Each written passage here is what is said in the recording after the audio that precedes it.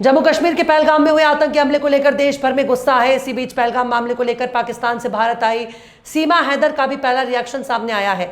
यह बयान सीमा के वकील एपी सिंह के जरिए सामने आया है। उन्होंने बताया कि पहलगाम आतंकी हमले को लेकर सीमा ने दुख व्यक्त किया है। उन्होंने कहा कि आज भी ऐसी घटनाएं हो रही हैं, ये बहुत दुख की बात है। चारधाम यात्रा को लेकर पुलिस प्रशासन ने यातायात व्यवस्था के लिए विस्तृत ट्रैफिक प्लान तैयार कर लिया है। यात्रा के दौरान किसी भी प्रकार की व्यवस्था ना हो, इसके लिए पुलिस ने स्थिति के अनुसार 3 चरणों में प्लान ए, बी और सी के तहत यातायात संचालन की रणनीति बनाई है। भीड़ की स्थिति के अनुसार इन तीनों प्लानों को लागू किया जाएगा। देहरादून, हरिद्वार, टिहरी, पौड़ी और रुद्रप्रयाग समेत सभी संबंधित जिलों के लिए अलग अलग रूट चार्ज और वैकल्पिक मार्ग तय किए गए हैं। इत्तेहाद मिल्लत काउंसिल के राष्ट्रीय अध्यक्ष मौलाना तौकीर रजा खान ने पहलगाम में हुए आतंकी हमले को सोची समझी घटना बताया। उन्होंने कहा कि इसकी जितनी निंदा की जाए वो कम है, मगर साथ साथ उन्होंने खुफिया एजेंसियों को और सुरक्षा एजेंसियों पर भी सवाल उठाए।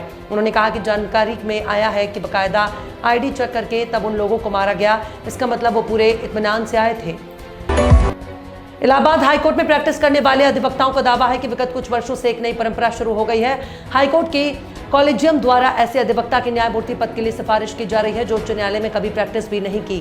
वकीलों का कहना है कि अब सबसे बड़ा सवाल यह है कि जिन अधिवक्ताओं ने हाईकोर्ट में बहस नहीं की उनको जज कैसे बनाया जा सकता है। अब इस प्रक्रिया को लेकर इलाहाबाद हाईकोर्ट बार एसोसिएशन ने विरोध जताया और एक मीटिंग बुलाई है। उत्तर प्रदेश की राजधानी लखनऊ में पड़ रही भीषण गर्मी को देखते हुए जिला प्रशासन ने बड़ा निर्णय लिया है। जिलाधिकारी विशाख जी ने आज गुरुवार को एक आदेश जारी करते हुए कक्षा 1 से 8 तक के सभी बोर्डों के सहकारी सहायता प्राप्त और निजी विद्यालयों के संचालन समय में परिवर्तन किया। यह आदेश 25 अप्रैल 2025 से लागू होगा और अगले आदेश तक प्रभावी रहेगा। भारत की बड़ी non banking financial company Bajaj finance इन दिनों 29 अप्रैल 2025 को होने वाली अपनी अगली बोर्ड मीटिंग को लेकर सुर्खियों में है। कंपनी ने बुधवार को कहा कि उसकी बोर्ड ऑफ डायरेक्टर्स 29 अप्रैल 2025 को एक स्पेशल डिविडेंड जारी करने, शेयर को कई छोटे छोटे टुकड़ों में बांटने और बोनस शेयर जारी करने की बात पर विचार करेंगे। दिल्ली के सरकारी अस्पतालों में इलाज के लिए आने वाले मरीजों को MRI जांच कराने में काफी परेशानी होती है। इसकी वजह है दिल्ली के 36 सरकारी अस्पतालों में से सिर्फ 3 ही अस्पतालों में MRI मशीन उपलब्ध है। इन 3 अस्पतालों में लोक नायक अस्पताल, GB पंत अस्पताल और इंदिरा गांधी अस्पताल शामिल है।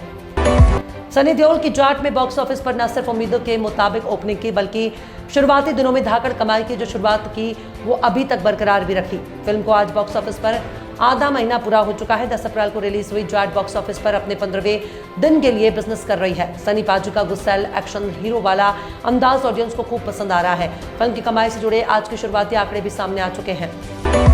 जम्मू कश्मीर के पहलगाम में हुए आतंकी हमले ने पाकिस्तानी कलाकारों और उनकी फिल्मों के बॉयकॉट की मांग को फिर से हवा दे दी है, जिसकी शुरुआत फवाद खान की अपकमिंग हिंदी फिल्म अबीर गुलाल से हुई है। मंगलवार को दक्षिण कश्मीर के पहलगाम में एक प्रमुख टूरिस्ट स्पॉट पर हुए एक आतंकवादी हमले में कम से कम 26 लोग मारे गए, जिनमें ज्यादातर टूरिस्ट थे। भारतीय क्रिकेट टीम के हेड कोच गौतम गंभीर को जान से मारने की धमकी मिली है। एक तरफ पहलगाम आतंकी हमले से पूरा भारत शोक में डूबा है, वहीं गंभीर को जान से मारने की धमकी ने क्रिकेट जगत को भी हिलाकर रख दिया। गंभीर ने दिल्ली पुलिस में FIR दर्ज करवा दी है और तुरंत अपने आप और अपने परिवार के सदस्यों के लिए सुरक्षा मुहैया कराने की मांग की है।